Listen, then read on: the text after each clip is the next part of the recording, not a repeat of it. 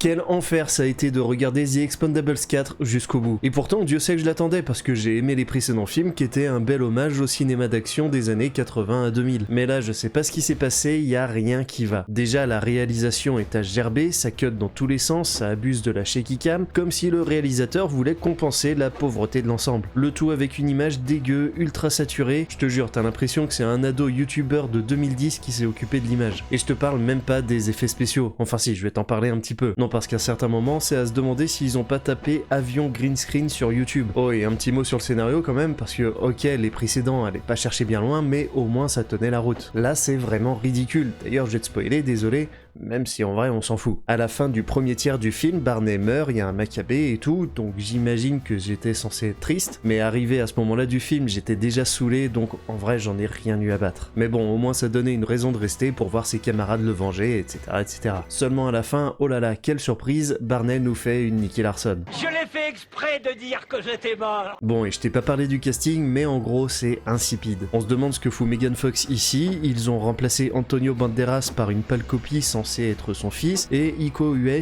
est vraiment pas crédible en méchant. Surtout après Jean-Claude Van Damme et Mel Gibson, là ça fait pas le figure. Bref, ça m'a fait mal de voir ça, et pourtant tu sais que je suis bon public. Mais là vraiment j'ai pris aucun plaisir, donc par pitié, plus jamais ça.